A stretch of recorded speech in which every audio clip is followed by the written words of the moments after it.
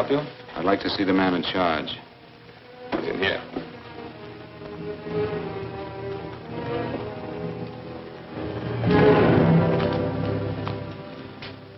I want to report a murder. Sit down.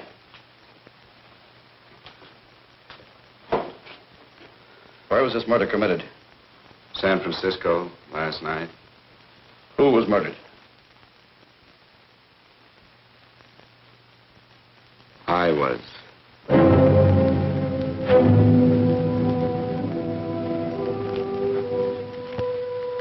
Well, do you want to hear me out or don't you, Captain? I don't have very much time. Your name Bigelow? Frank Bigelow? That's right. Answer the San Francisco APB. Send it direct to Inspector Bannon at Homicide. Tell him we found Frank Bigelow. Go ahead, Mr. Bigelow. Well, this involves some other people, Captain. A number of other people. You tell it any way you like. I live in a little town called Banning out on the desert. It's on the way to Palm Springs. I have a small business there. Paula? Yes, Mr. Bigelow. Get me a copy of Miss Hollison's 48 tax return, will you? Oh, you better get the 47, too. Yes, Mr. Bigelow. I don't think we took any depreciation on that new equipment last year. No, we didn't. I remember you said we could include it all this year. Sure, we can. Hey, Frank. Yeah, well. Peterson says he wants a financial statement before he can give me my loan. Hello, Kitty. I will. Well, I'm leaving for San Francisco today, but I'll be back in about a week. I'll take care of it for you then. Sure is a scorcher, isn't it? Well, I've seen him worse. Well, have a nice time, Frank. Yeah, thanks, Will. Oh, why don't you come down to the place and let me give you another permanent? Makes your hair so much easier to manage in all this heat. I can't afford it right now. Maybe next month. Yeah, here it is. No, we didn't take it. Well, we can do it this year. You work it out any way you think best. Have a nice trip, Frank. Sure, Kitty. See you when I get back. Bon voyage. Why don't you come down anyway, Paula? We'll work out a deal on that permanent. Thanks. Maybe I will. Hello? Oh, hello, Mr. Hawkins. Just a moment. Do you want him to send your ticket over? No, I'll pick it up myself. No, never mind. Mr. Bigelow will pick it up at the station. Bye.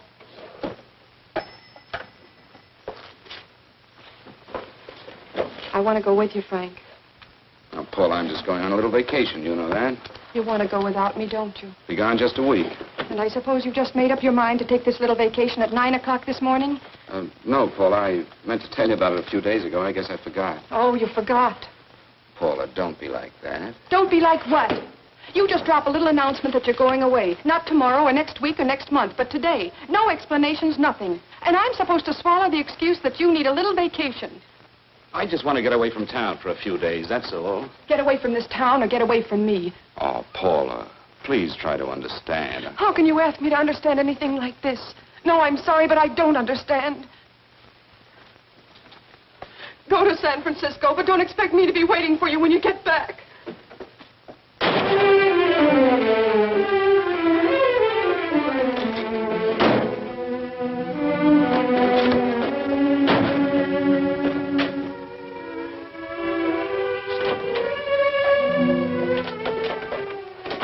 Paula, please, Paula. Come on, turn around, look.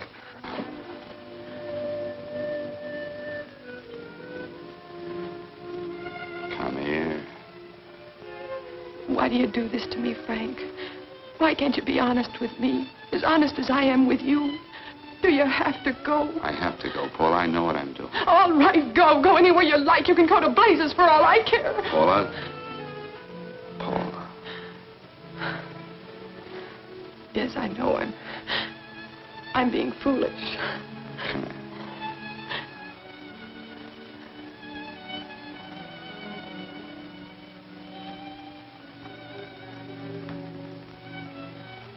Come on, fix your face. We'll go down to Eddie's and have a drink.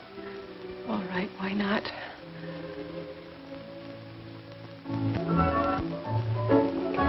Hi, Paula. Hi, Eddie. Give us a couple of cold beers, will you? Coming up. Hi. Come on.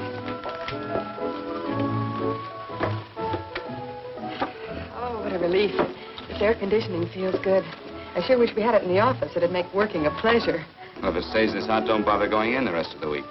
I win 2 races today. How many did you lose? And you would have to ask that. Kind of early for you two, ain't it? Too hot to work. That's what I like to hear.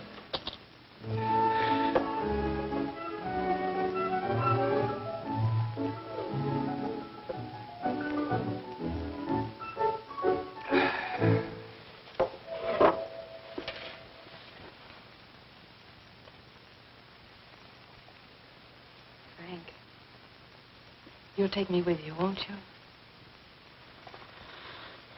You will, won't you? Or am I crowding you? What do you mean, crowding me? Maybe you do need this week away alone. Maybe we both do. I know what's going on inside of you, Frank. You're just like any other man, only a little more so. You have a feeling of being trapped, hemmed in, and you don't know whether or not you like it. Look, Paula, I'm going to be honest with you. I care too much for you not to be honest with you. I'm as much concerned for your happiness as I am for my own. I know you've had one bad experience, Frank. I know all about it. But you don't know what it can do to 2 people, Paula. And the woman always gets hurt more than the man.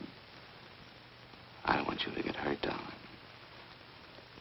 More than anything in the world, I don't want you to get hurt.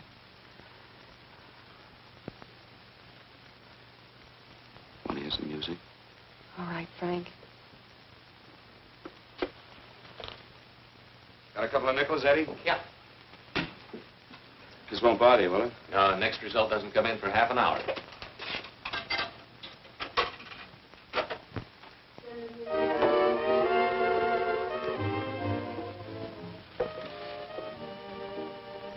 I thought that by now we'd be married. No, I'm not going to crowd you anymore, Frank. Go to San Francisco. I don't like it, but I'm convinced that you must go. I want you to be very sure, Frank. If it's right, and I believe it is, we'll have something really wonderful together. If it isn't, we should both know it as soon as possible. So you see, even if I could stop you, I wouldn't do it now.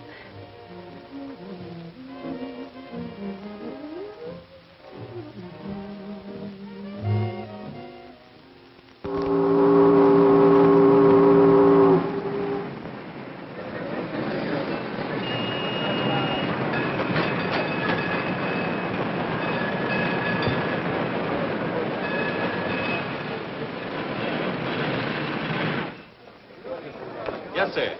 My name is Bigelow. I have a reservation. Yes, sir.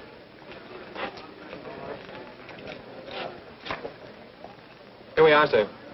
My name is Bigelow. I have a reservation. I have it, sir. It's a very nice room on the 6th floor, facing the bay. Boy, this might help you enjoy your stay, Mr. Bigelow. It's a little booklet on how to have fun in San Francisco. Oh, thank you. Very welcome, sir. Thank you. Say, is it always like this around here? No, this is market week, and it's the last day, too. Boy, always around until you need him. Oh, 517? Thank you. Here's a message for you, Mr. Bigelow. Long-distance call came in about an hour ago from Banning, from a Paula Gibson. Oh, thank you. Very welcome. Show Mr. Bigelow to 618. Right this way, Slide.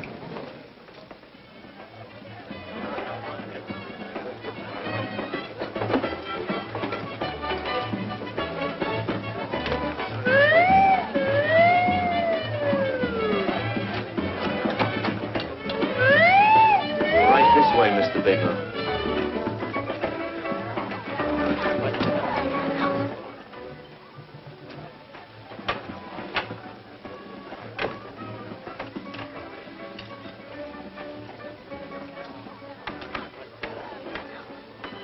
Is there anything else, Mr. Bigelow? Oh, yes. You can get me a dry Manhattan and a package of razor blades. Yes, sir. Thank you. Oh, and you can leave that door open.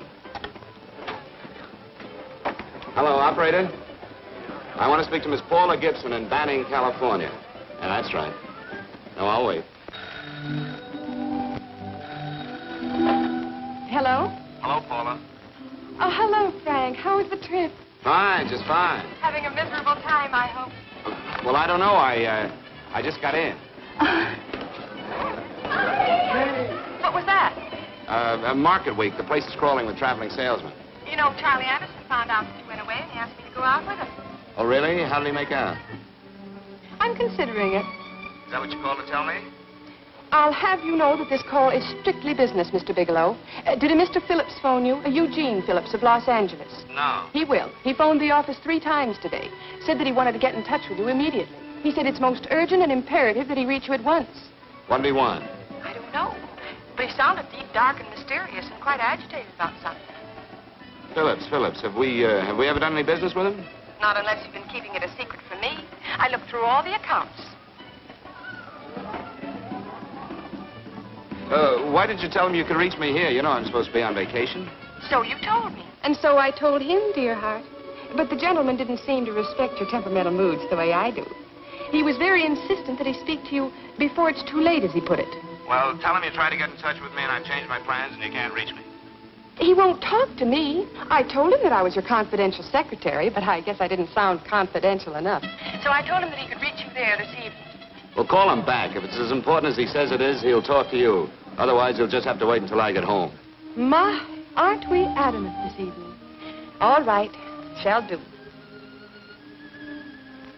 And Frank, Yeah? I don't quite know how to say this. Say what? Well, what I want to say is that there's nothing you can do that you ever have to feel guilty about. Oh. Sure. Thanks, Paula. I'll call you tomorrow. Right.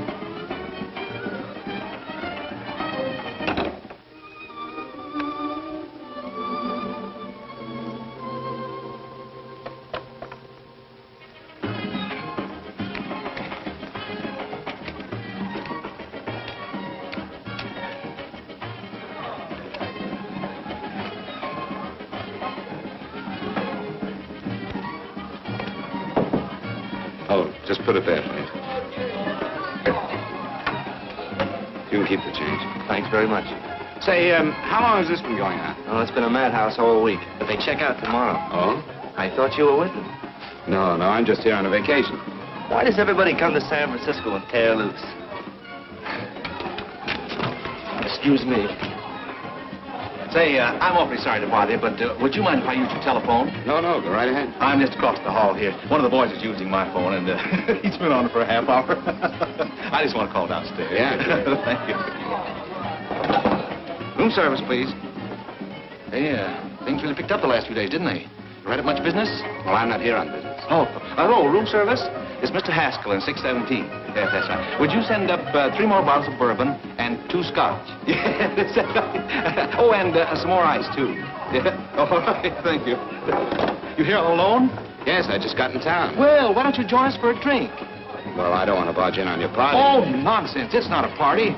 Just a few of the boys entertaining some buyers. You know, the usual thing. A few drinks and some laughs.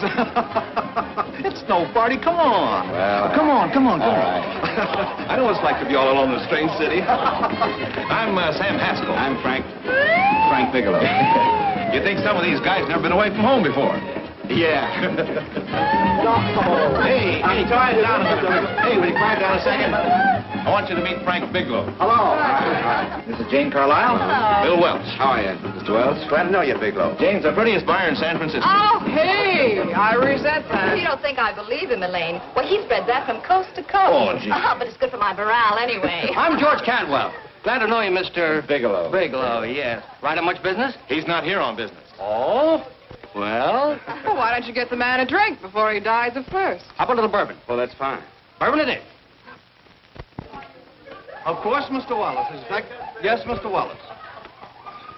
But, Mr. Wallace, I'll need at least a week in Cleveland to visit all my accounts. I can't figure on being in Philadelphia until the 17th. Eddie, will you get off the phone? I want you to meet Frank Bigelow. How are you, That's his boss. He's been trying for an hour to get his expense account boosted. Yeah, the way this guy holds on to a dollar, you'd think they weren't printing them anymore. Yes, Mr. Wallace.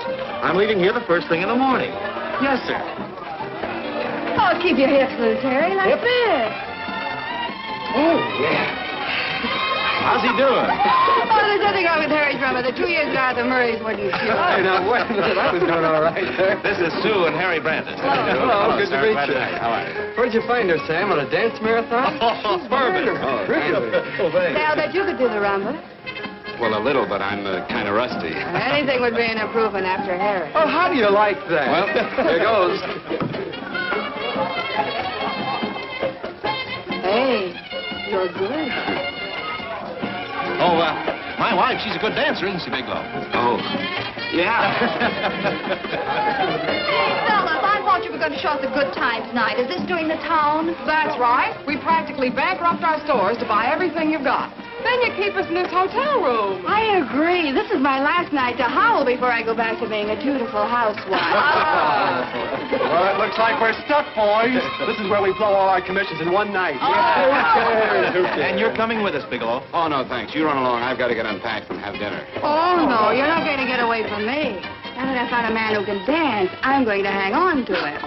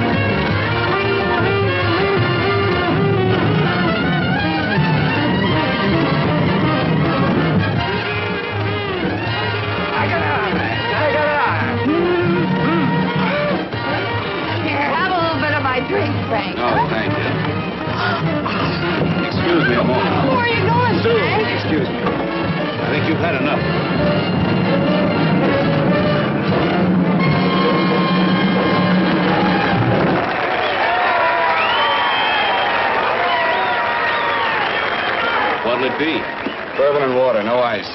Nice, quiet place you got here. Wait till they hit the pitch in about an hour. That's when they really go out of their minds. Who's the blonde? Oh, she's one of the chicks that hangs around here. She's jive crazy. Come again? Oh, you ain't hip, pal. Jive crazy means that she goes for this stuff. Just between you and me, I don't get it either, but I gotta listen to it. They're all connoisseurs, music lovers. Me, I like Guy Lombardo. What's the matter with him? Oh, he's flipped. The music's driving him crazy. Come down, Jack. Oh, don't buy me, man. I'm being light. Is the blonde alone? Oh, sure, society. She always comes in alone. Drives a big convertible, wears a mink coat, but knows everybody. But she always comes in alone. Thank you. I wanted to kiss you. I tried to... Give me another blast, Leo. When you... What's your story, Jeannie? Easy.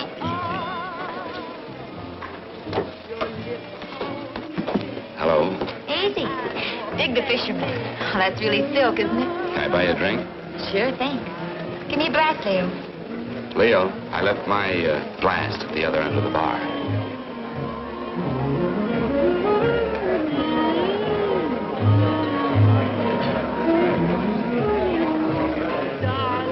My name is Jeannie. What's you? Frank?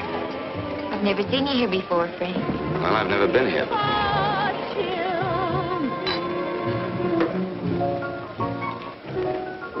This isn't mine. Mine was bourbon. Well, sure it is. You saw me pour it.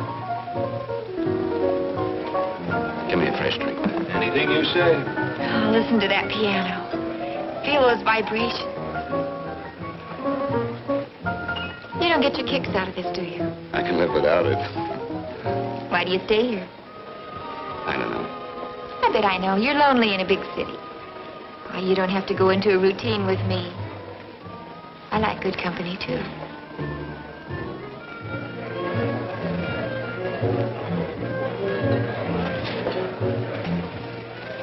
Say, there are some people there I want to avoid.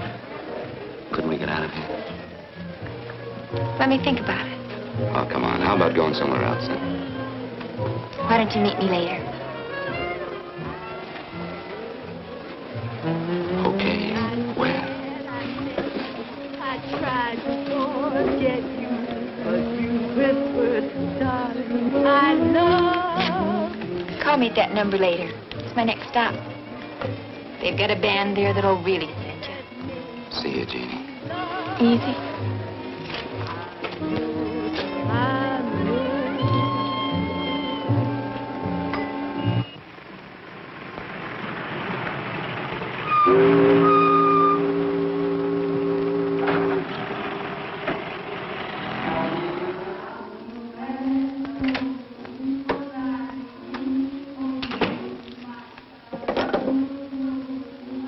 Never mind, operator.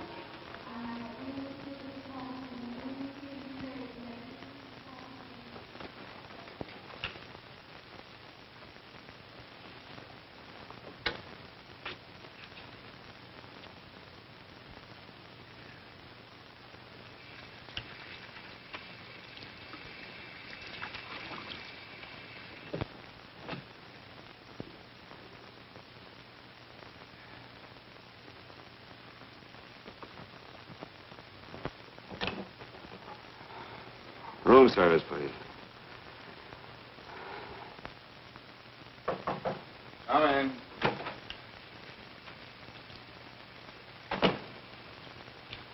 Be right with you, waiter. Yes, sir. Rest well, sir? Yeah, sure. May I? Go ahead. It's on there for you. Thank you, sir. Would you like anything else? Oh, thank you, that's all. Waiter, Yes, sir. take this away. Is there anything wrong, sir? No, just take it away. I don't even want to look at it. Are you all right, sir? Yeah, sure. All right, I just had too big a night, I guess, that's all. Need some fresh air. Of course. Thank you, sir.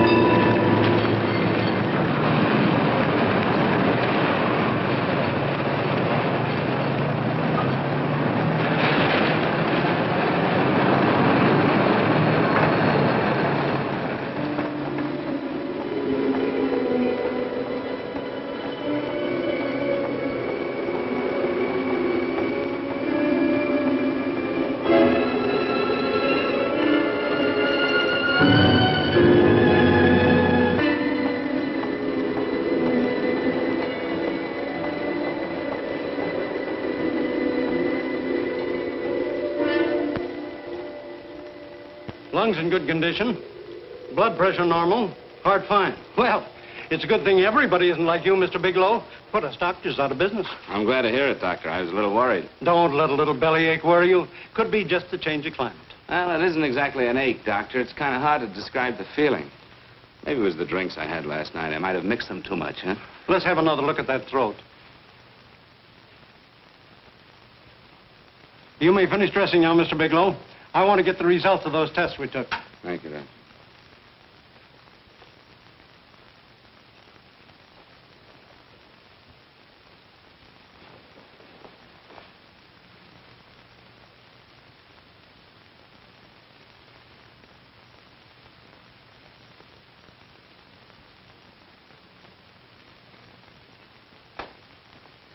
Mr. Bigelow, this is Dr. Schaefer. Hello, Doctor. How are you? Sit down, Mr. Bigelow. According to the information you gave Miss Wilson, you're not married, Mr. Bigelow. That's right. Do you have any relatives, family, anyone in San Francisco? No, no one. I don't know a soul in San Francisco. Where is your home? What is this, Doctor? Why all the questions? You're a very sick man, Mr. Bigelow. Sick? But you told me I was in good shape. Yes, I know. But my preliminary examination didn't reveal your true condition. You sound as if it's pretty serious, Doctor. It's extremely serious. I want you to understand that we wouldn't tell you something like this unless we were absolutely certain. Well, of course, of course. You must steel yourself for a shock, Mr. Bigelow. Well, go on, Doctor. What is it you're trying to tell me? Our tests reveal the presence in your body of a luminous toxic matter. What is that exactly? A poison that attacks the vital organs. Poison? We have no alternative but to tell you this. Your system has already absorbed sufficient toxin to prove fatal. I wish there was something that we could do. What do you mean, wish? You mean there's nothing? There is nothing anyone can do. This is one of the few poisons of its type for which there is no antidote. Well, this is fantastic. This is the most ridiculous thing. You don't have very long. What do you mean? A day, possibly a week, 2 weeks at the outside. It's hard to say exactly. Well, this is impossible. I don't believe it. You've made a mistake. That's it. It could be a mistake, couldn't it? You have made a mistake, haven't you? Answer me. Dr. Schaefer is an authority on toxicology. Been no mistake, Mr. Bigelow. Do you realize what you're saying? Well, you're telling me that I'm dead. Do you think you can explain my life away in just a few words? Why, I don't even know who you are. Why should I believe you? You must calm yourself, Mr. Bigelow. We want to offer you every assistance that we... Assistance? Who wants your assistance? Who wants anything from you? You're nothing but a couple of phonies. Why, I think you're crazy. That's it. You're crazy. The both of you. You're crazy.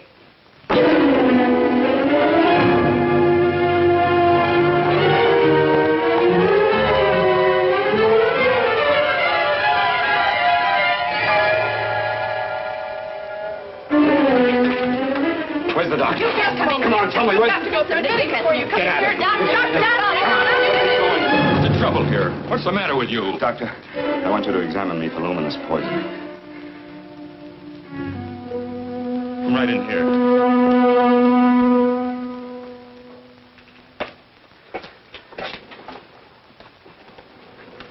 Yeah, you've got it all right. Your system has already absorbed it. Are you sure, Doctor? Are you absolutely certain? Couldn't there be some mistake?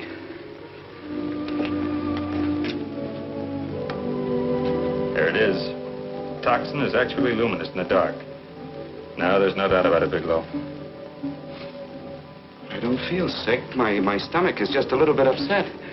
Maybe it's not as bad as you think, Doctor. That's characteristic. With a heavy jolt, you go suddenly in a matter of hours. But if the stuff is taken in a lesser degree, you last a while, and then...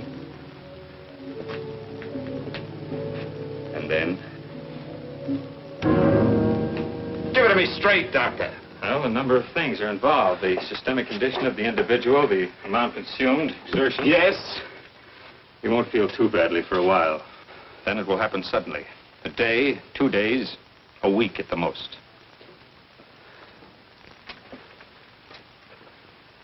A day. 2 days. There's nothing that can be done now. If it had been caught in time, your stomach could have been washed out. But you've had it in you for some time now. For at least 12 hours, haven't you, Bigelow? I don't know. You don't know? No. Don't you know how you got it? No. This is no accident. Somebody knew how to handle that stuff. That wax is tasteless and odorless. The amount of alcohol in your body, you must have got it in liquor. I was drinking last night. Arrange for your admission to the hospital immediately. Of course, I'll have to notify the police. This is a case for homicide. Homicide? I don't think you fully understand, Bigelow. You've been murdered.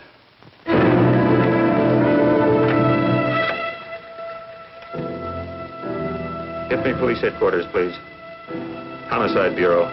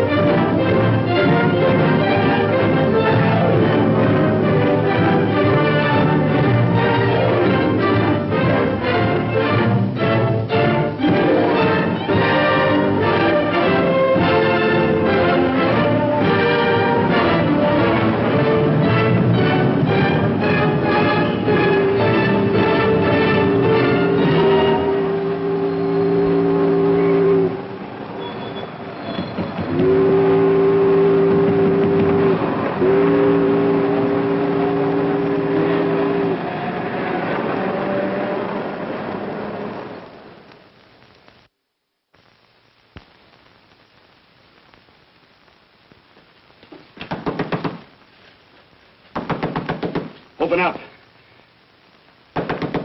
Open this door, I tell you. Open it up or I'll break it down. Where are those men? Where are those men who were here last night? I don't know. There are no men here. Please go away. Don't lie to me. Where are they? Mister, this lady just checked in. Those men aren't here no longer. They checked out of the hotel early this morning. Checked out? Please go away. I'm sorry. I'm terribly sorry.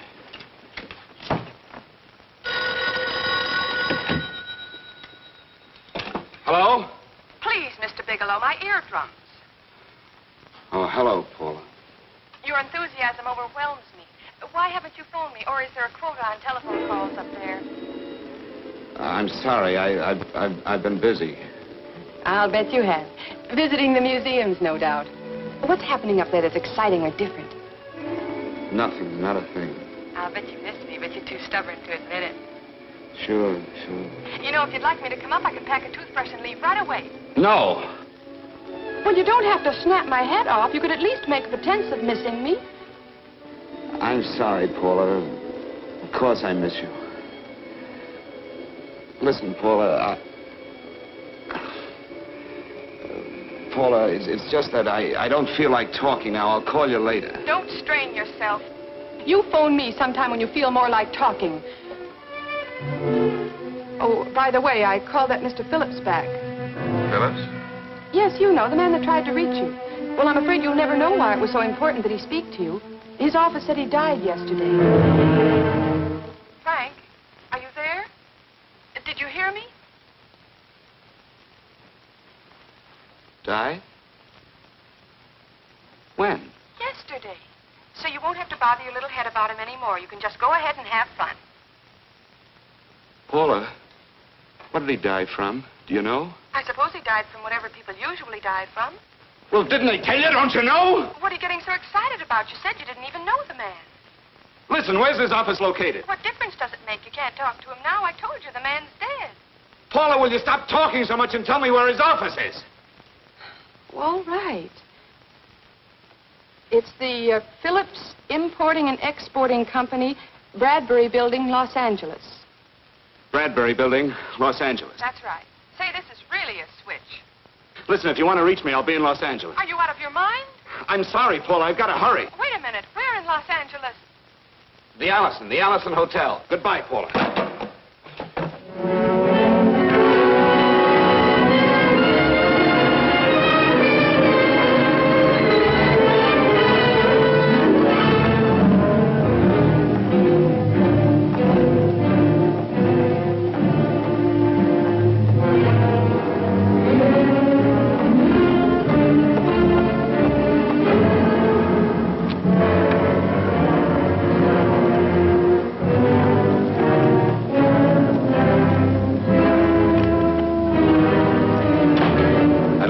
Someone in charge here. What is it in regard Well, to? it's a personal matter. It's quite urgent. Perhaps Mr. Halliday can help you. Who's he? He's our controller. Your name, please? Bigelow. Mr. Bigelow to see you. Send him in. Go right in, please. That door.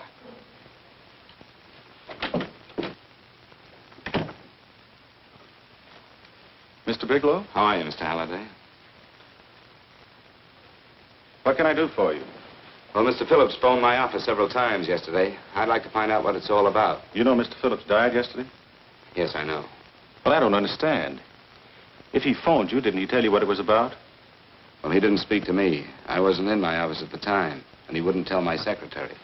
Well, I'm afraid I can't be of much help, Mr. Bigelow. I have no idea why Mr. Phillips tried to reach you. I'm sorry you had to make the trip for nothing. How do you know I made a trip? I didn't say anything about making a trip. I merely said he phoned my office. My office could be here in Los Angeles. Miss Foster, Yes? didn't you mention something yesterday about Mr. Phillips speaking with Mr. Bigelow in San Francisco? I said that he had phoned Mr. Bigelow's office in Banning, but that Mr. Bigelow was staying at the St. Francis Hotel in San Francisco. I'm sorry you misunderstood me. Do you know why Mr. Phillips called? No, I don't. All right, thank you, Miss Foster. You can understand that we've been somewhat upset around here. Now, if you don't mind,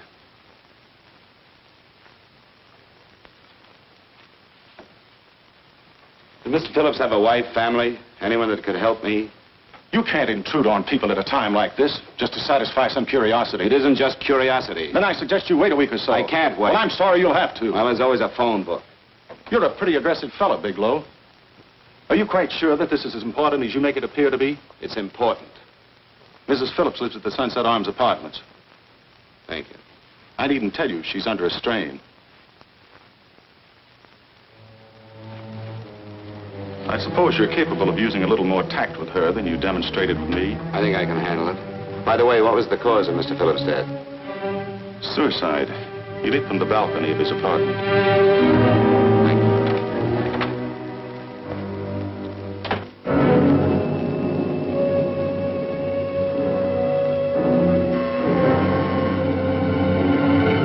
Come in, Mr. Bigelow.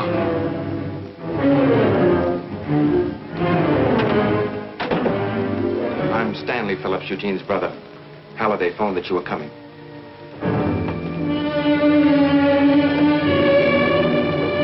This is my sister-in-law, Mrs. Phillips. I'll try to make this as brief as possible, Mrs. Phillips.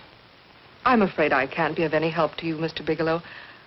I haven't the slightest idea why my husband wanted to speak to you. I guess Halliday covered just about everything. Did your husband ever mention anything about me, Mrs. Phillips? Anything at all? No. I can't recall Eugene ever having mentioned your name.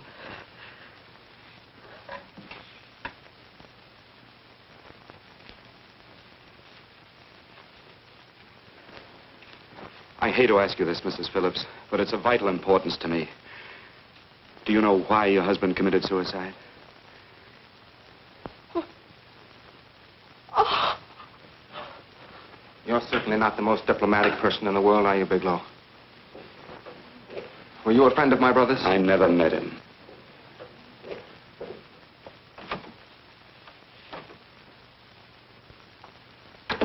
My brother was in a jam, a pretty bad jam. He was arrested 2 days ago.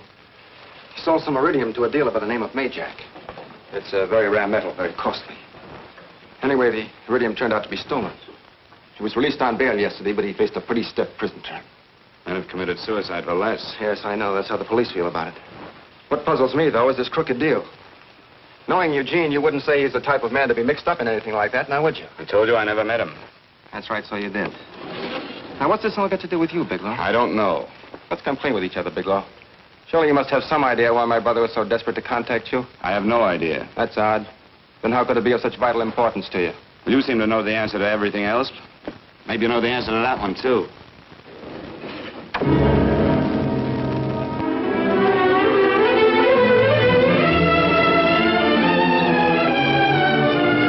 There's a message here for you to call operator 82 at Banning. Oh, thank you. Show Mr. Bigelow to room 821. Say, would you have the operator put this call through to my room right away? I'll take it up there. Thank you. Hello, operator. I'll call you if I need anything. Thank you, sir. Hello, Paula?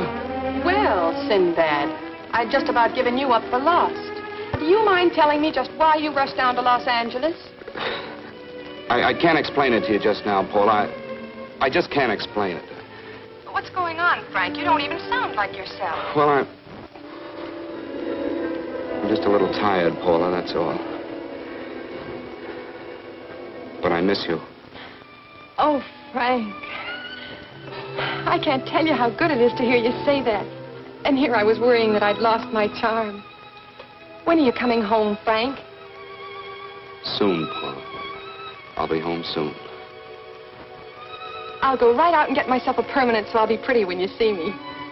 Hey, guess what? I found that Phillips name in your notarial ledger. Notarial ledger? Yes, of all places. I remember now I made the entry myself.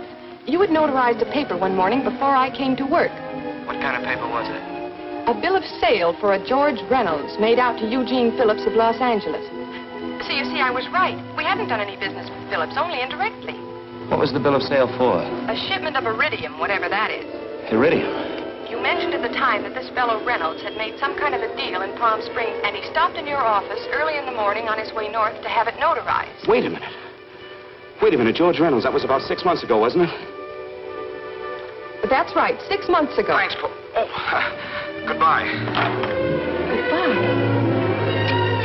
Hello, operator. Get that number back for me.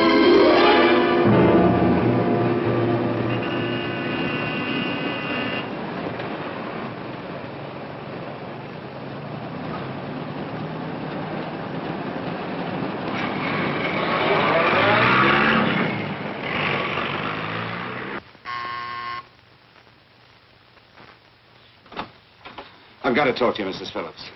Please, go away. I want to be left alone. But I found out why your husband wanted to see me. It was in connection with a bill of sale. Come in. Thank you. What do you know about a man named George Reynolds? George Reynolds? Yes. Why, that's the man my husband claimed sold him the iridium. And what did Reynolds claim? Reynolds disappeared. Yes? About 2 months ago, my husband grew suspicious that something was wrong. Since then, he tried in every way to locate Reynolds, but could find no trace of him. But I don't get it. Your husband could have proved he made a legitimate deal by showing the bill of sale he got from Reynolds. Then there was a bill of sale? Yes, of course there was. My husband swore there was, but at the time of his arrest, he couldn't find it. It was mysteriously missing. Well, then, if your husband could have shown proof, it would have been George Reynolds who would have faced the prison term. Eugene was convinced that Reynolds had stolen the bill of sale. He was the only one who had reason to eliminate evidence of the transaction. Thank you, Mrs. much. You've been very helpful. Oh, if you'd only come sooner, Mr. Bigelow. My husband might be alive today. I know.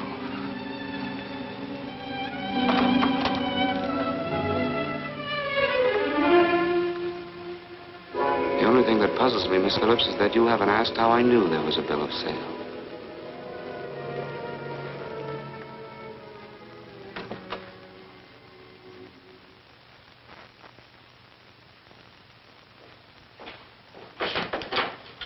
Mr. Holliday isn't in. He should be back shortly. I think you're the one who can help me, Miss Foster. Mr. Phillips tried to reach someone else before he called me yesterday, didn't he? Why don't you ask Mr. Holliday? Obviously, Mr. Holliday wasn't here yesterday, or he wouldn't have had to learn from you that Phillips called me. And you're the logical person to know who else Phillips called. I don't believe that's any of your business, Mr. Bigelow. Don't think you're revealing anything confidential, Miss Foster. I know that he tried to reach somebody else. Mrs. Phillips told me. You're bluffing, Mr. Bigelow. I don't know what you're after, but you're trying to trick me. Mrs. Phillips didn't tell you a thing. How do you know that? Mrs. Phillips knows nothing about it. She doesn't. Well, why wouldn't she? Wait a minute. I was talking about George Reynolds. Who did you think I meant? Just who is it that Mrs. Phillips doesn't know I about? told you before, that's none of your business. All right, young lady, I'm going to give it to you straight. Phillips was murdered. Murdered? I don't believe you. He told me because he needed me to clear him. Phillips was innocent. Innocent men don't have to jump out of windows. Murdered? Just who are you trying to protect, Miss Foster? Why are you so afraid to tell the truth? I'm not protecting anybody. I haven't any more to say. All right, young listen to me. This thing is going to explode wide open. If you've got nothing to hide, you better start talking. Or maybe you are mixed up. No! Well, then come on. Mr. Phillips called Marla Rakubian. He went to see her yesterday morning. Who's Marla Rakubian? She's a model. She and Mr. Phillips used to be quite friendly, but he hadn't been seeing her for quite some time. Come on. The last couple of months, he'd been trying to locate her and finally learned where she lived yesterday morning. When he returned from seeing her, he was terribly upset and excited. That's when he had me put in the calls for you. When he couldn't reach you, he went home. The last time I saw him alive. Give me Marla Rakubian's address. I don't think Mr. Phillips realized I was aware of his friendship with Marla Rakubian, and out of respect for him, I never intended to tell anybody. I had no idea that she had anything to do with the trouble he was in. I admire your discretion, Miss Foster. You know, you must be pretty friendly with Stanley, Miss Foster. He knew how desperately his brother tried to reach me yesterday, and he wasn't even here at the time. And now you seem to know all about what happened in Mrs. Phillips' apartment.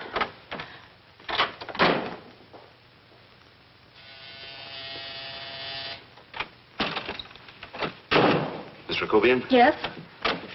What do you want? Get out of here or I'll call the Go police. ahead, call him. Oh, go ahead, call him. Going on a trip, huh? Yes, going away for the weekend. Sailing for Buenos Aires tomorrow, some weekend. I'll send you a postcard. Now get out of here. Who are you going with, George Reynolds? Never heard of him. I suppose you've never heard of Eugene Phillips either. Just who are you? What do you want? Never mind who I am. Where's Reynolds? I told you I don't know him. Now, will you get out of here and leave me alone?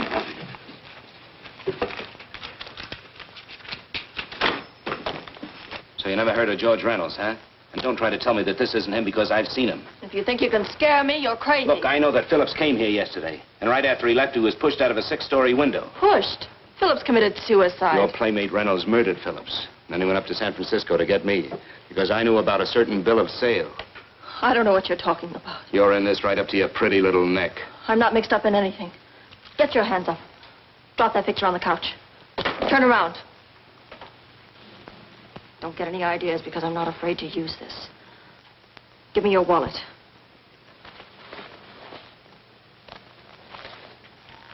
Frank Bigelow, Hotel Alex. All right, now where's Reynolds? I don't know. I don't know where he is. Is that what you told Phillips yesterday? I told him exactly what I'm telling you. I haven't heard from him in months. Yeah? You're mighty careful of the picture of a man you haven't heard from in months. What does the Ray stand for? It was a pet name. Do you mind? Oh, it sounds very cozy, Miss Rakubian. You and Reynolds call each other pet names while you make a sucker out of Phillips. Phillips made the deal because he wanted it. Yeah? I'll bet you weren't above using what it takes to help make him want it. Who's paying for this trip? I am. Really? A first-class trip to Buenos Aires on a model salary. Don't make me laugh. Since you and Reynolds aren't seeing each other anymore, you don't mind if I keep this to you. If I were a man, I'd punch your dirty face in. You know, I really believe you would. Oh, I almost forgot. Your tickets. Don't be surprised if I'm there to see you off.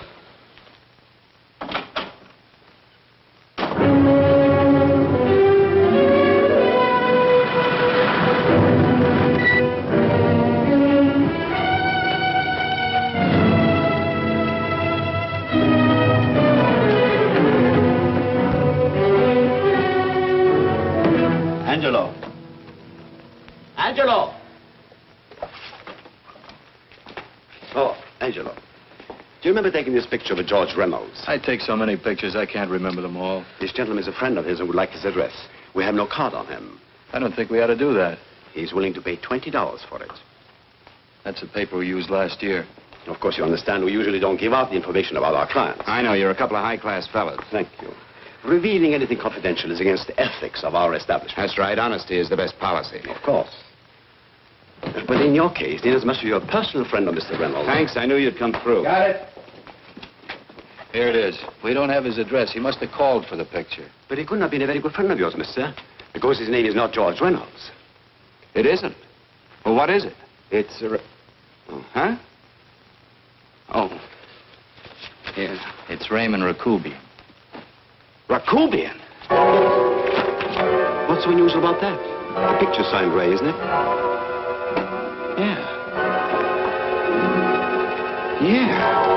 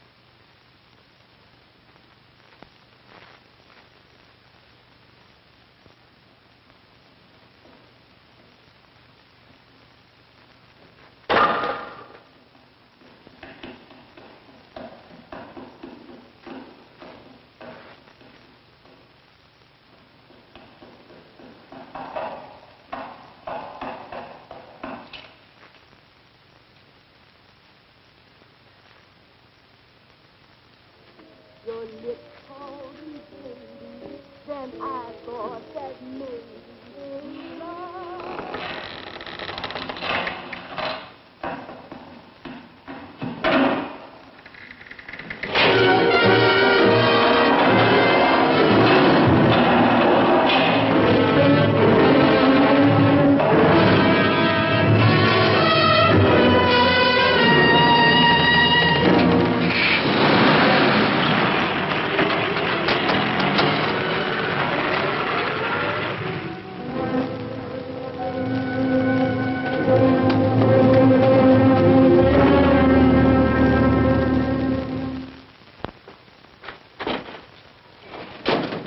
Bigelow, are you all right?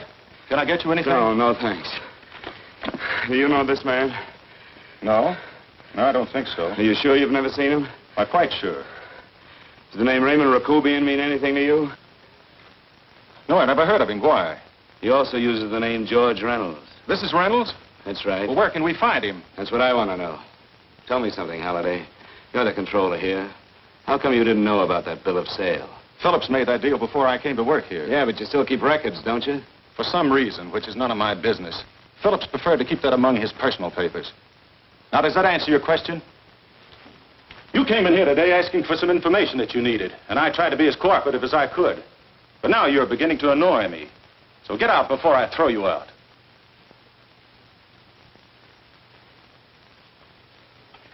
You know, you really frighten me.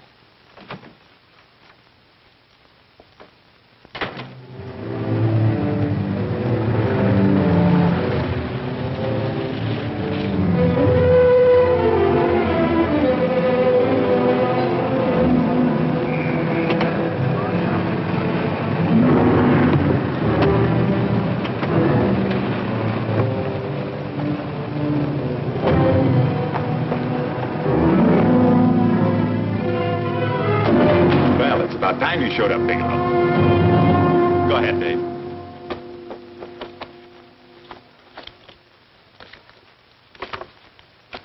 Real cute, ain't you, Bigelow? Just real cute. Marla didn't lose much time getting a hold of you guys, did she? Shut up. Let's go, Bigelow. Look at him. He can't take it. Soft in the back. You do that again and I'll kick your face. Lay off, Chester. Cut it out. Shut up! Who asked you? Better let him answer. The clerk might know he's in. Go ahead, Bigelow.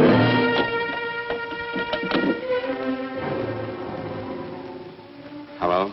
Frank. Frank, why did you hang up on me? I've been trying to get you for hours. I'm sorry, Paula. I was in a hurry. Well, don't be in such a hurry this time. You didn't give me a chance to finish what I had to say. Say. I wanted to tell you that McGowan was in hollering his head off because you didn't go over the books. Tell McGowan to get another auditor. Sure. Sure, I'll just do that little thing and lose the best paying account we've got. Do as I tell you, Paula. Frank, are you drunk? Paula, how much we got in the bank? About $2,200. Draw it out tomorrow.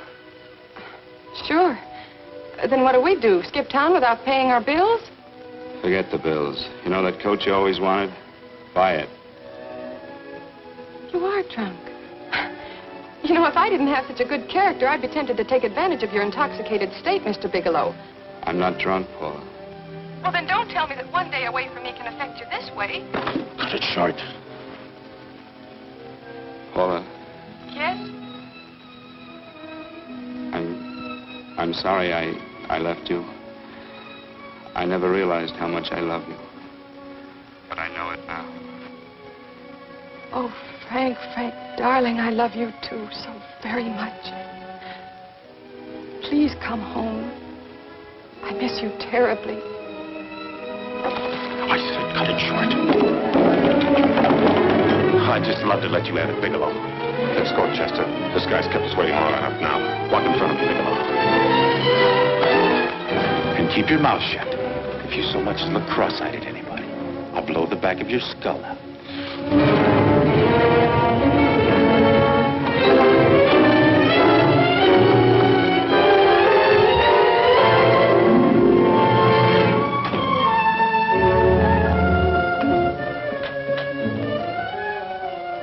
Bigelow's real cute. He wanted to get tough with Chester. He don't know Chester. Did you get the picture? Don't I always get what Mr. Majak sends me after? Majak? That's right. I'm the dealer who bought the iridium from Phillips. I get it. You have Rakubian unload stolen stuff on Phillips with the help of Marla here, and then you buy it back from him. Oh, you certainly made a sucker out of Phillips. What is it, Mr. Bigelow? Exactly what is on your mind? I'm looking for Raymond Rakubian. What? Well, now, Marla here has told you everything else. I'm sure she must have told you that, too. You don't expect me to believe this conversation. So, what is on your mind? I mean, underneath. You forced your way into my affairs, and now I want to know why.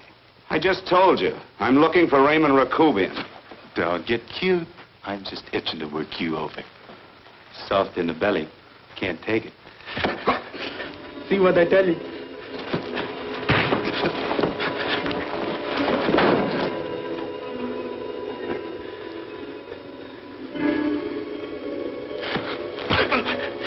Can't do that to Chester.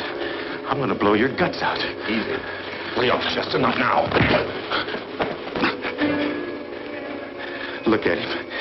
He's so scared of Chester, he'd talk now. He's not afraid, Chester. You can tell from a man's eyes when he is afraid. Look at his eyes.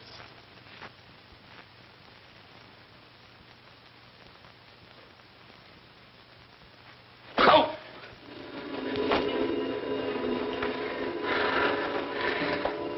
I'm telling you, Majak, you better keep him away from me or he's really going to have to use that gun. Go away, Chester, please. Do what I tell you, my boy. Please. And help Dave. Joe. You're He's an unfortunate boy. He's psychopathic. He's unhappy unless he gives pain. He likes to see blood. Come with me, Mr. Bigelow.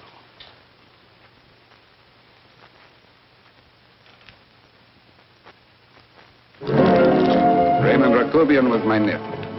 He could not possibly have tried to kill you. He's been dead 5 months.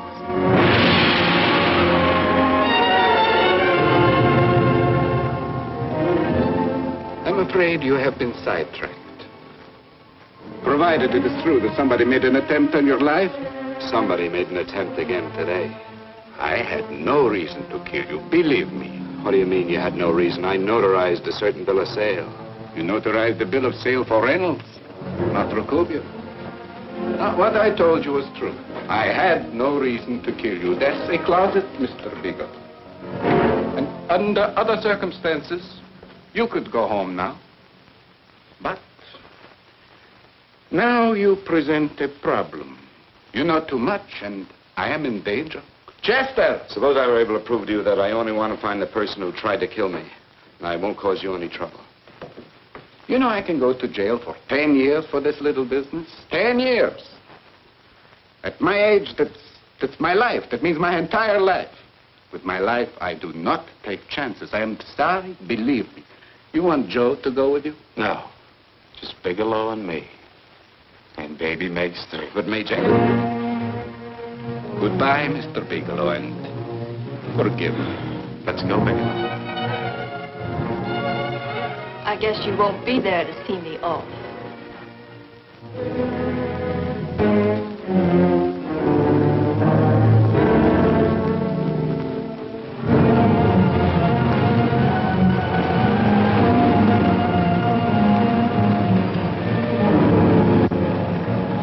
You tried to make a boob out of me in front of Major. You shouldn't have done that, Bigelow. I don't like that. I'm going to enjoy this, Bigelow. I've done jobs like this before. I knocked off guys I could like.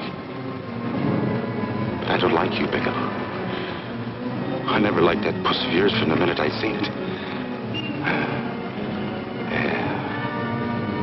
I'm going to enjoy this.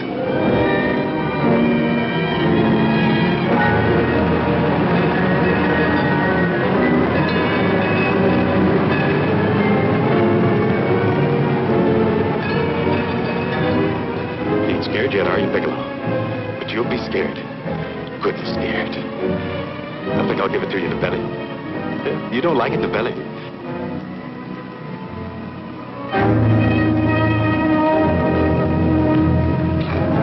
Good. Try it. I'd just love you to try it, Bigelow. Why don't you try it? Go ahead.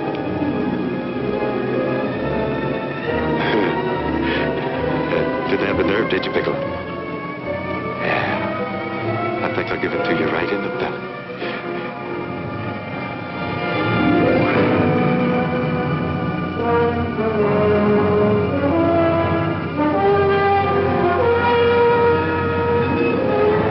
It takes longer when you get it in the belly.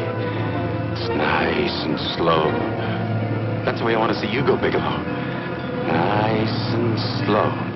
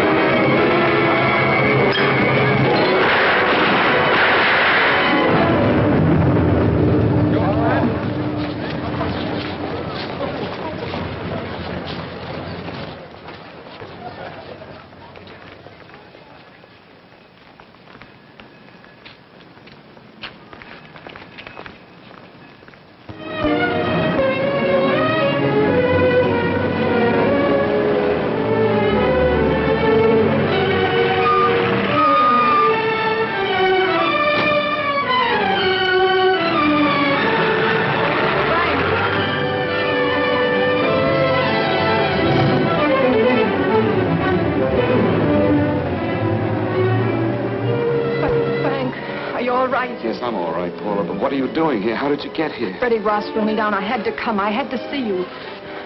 You shouldn't have come, Paula. You shouldn't have. What is it, Frank? You're in some kind of trouble. I know it. Look at you. You're a sight. Your clothes look as if you've slept in them. Are you ill? You are. You're feverish. I'm all right, Paula, and I'm not in any trouble, believe me. You're lying, Frank. Right after I spoke to you, I got a phone call from the San Francisco police. They asked if I knew where you were. You didn't tell them anything, did you? Of course not. It was the homicide detective that called. What is it, Frank? If you're in any kind of trouble, you certainly can trust me. Look, I'm not in any trouble with the police, Paula, believe me. But you can't stay here. You've got to go back to Banning right away. No, I won't go, Frank. I won't. I'm staying here with you. Paula, it's better that you go back, believe me. Why? What's this all about? What have you got to do with this Phillips and Reynolds? Phillips was murdered. What could that possibly have to do with you? All you did was notarize a paper. You've notarized hundreds of papers. I know. All I did was notarize one little paper out of hundreds. Frank, you frighten me. You don't even act like yourself. I know that you're in trouble, that something is wrong, that you're in serious trouble. You frighten me, Frank. Oh, don't be frightened, Paula. Don't ever be frightened of anything again. Will you promise me that? I love you so much, darling, more than you seem able to understand. Oh. I never really knew happiness until I loved you. Sometimes when I used to be afraid that you weren't sure how you felt, I tried to hold back, but I couldn't. Losing you would have been losing everything. There would have been nothing left. Don't, Paula, don't. Now I'm afraid again. Somehow I feel that I'm going to lose you, but there's nothing I can do about it. I feel so helpless. You're leaving me out of something. Tell me, Frank, what is it? Give me a chance to fight back. Just give me a chance, please. You do love me, don't you? Oh, yes, Paula, I love you. I never was more certain of anything in my life. I wasn't sure before. I was a little blind, I guess, but believe me, I'm sure now. Can you understand that, Paula? I understand. A man can be like that, Paula. Something has to happen. It can be a big thing or a little thing, but it can make him realize how much someone means to him, how much he really loves her. Oh, and I love you, Paula. More than I ever thought it possible to love anyone in the world, I love you. Then why won't you tell me about this trouble you're in? Why won't you try to let me help you? You can't help me, Paula. You don't want my help. Oh, Paula, there's nothing you can do. Will you believe me? So will you please go home, please? No, Frank. I won't go. I know you're in trouble. I can't leave you like this. All right, Paula, look, wait for me in the lobby of the hotel, and I'll be back for you soon, I promise. You promise? You're yes, sure? Paula, I promise. Is that a new outfit? Yes. Oh, that's beautiful.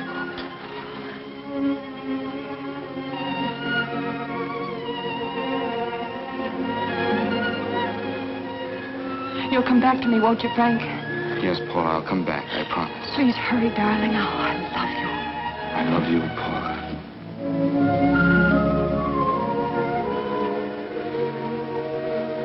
Goodbye, Paula.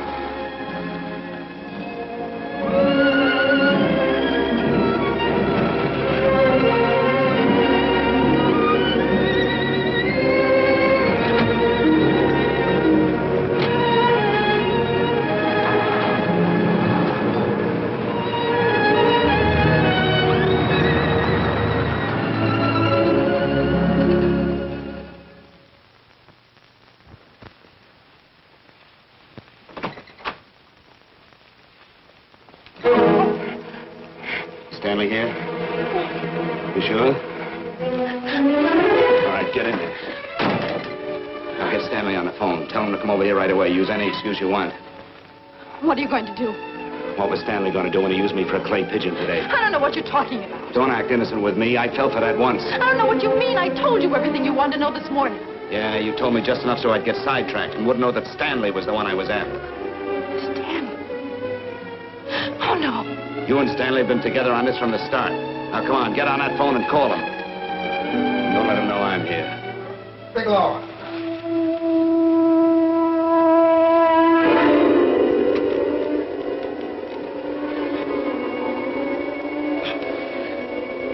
You've been sidetracked, all right. But it was the poor bereaved little widow who did it. We're supposed to have found this letter this afternoon. It's in my brother's desk at the office. It's postmarked 2 years ago.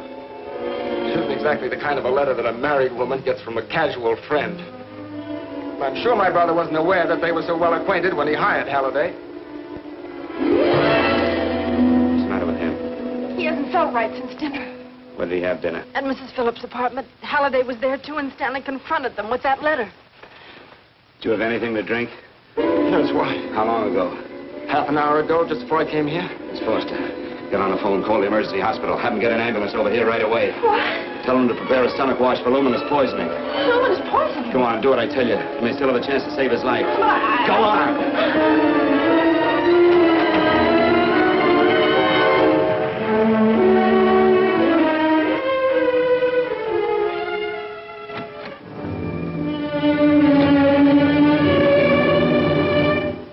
I found George Reynolds, Mrs. Phillips. He's been dead for 5 months. And he didn't steal the bill of sale. No, he didn't. But you could have stolen it. How dare you? You knew who I was when I came here today. But you were surprised to see me alive, weren't you? But I'm not alive, Mrs. Phillips. Sure, I can stand here and talk to you. I can breathe and I can move. But I'm not alive. Because I did take that poison. And nothing can save me. What are you going to do? If I kill you now, I have nothing to lose. No, you've got to listen to me. You've got to give me a chance. But I didn't have a chance. It was Halliday. Believe me, it was Halliday. He made me steal the bill of sale. He planned everything. What about this letter? Your husband knew about you and Halliday. He found it only yesterday. He accused Halliday. They fought, and Halliday pushed him over this balcony. And why me? Why did he want to kill me? Because you could have proved there was a bill of sale, that my husband had no reason to commit suicide. Halliday was desperate. After he killed my husband, he found out about the phone calls to you. He thought you spoke to him, that you knew enough to involve him.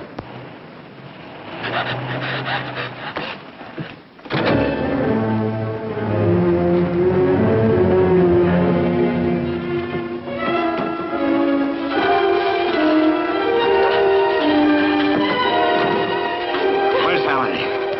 Where is he? He's in the office. This time you don't warn him.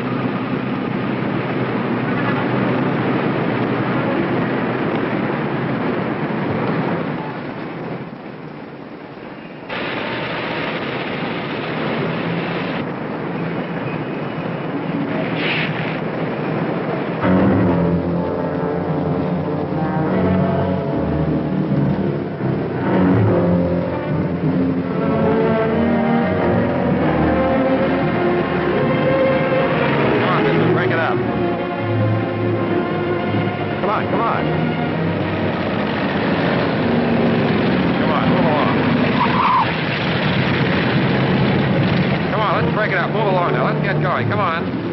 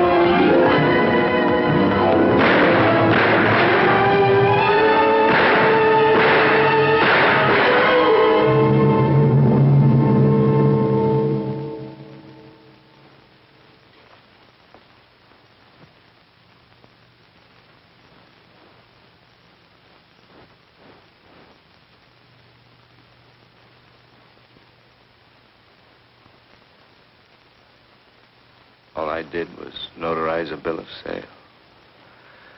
But that piece of paper could have proven that Phillips didn't commit suicide. He was murdered. And that's why Halliday poisoned me.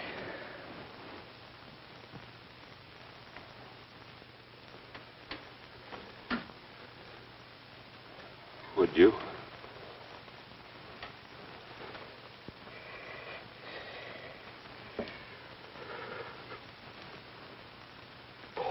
Paula.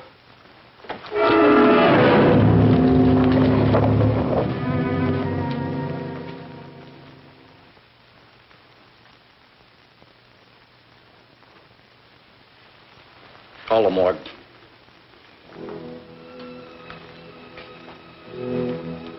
Johnson, you go to the Allison Hotel. Find Paula Gibson. Don't tell her anything. I'll break it to her.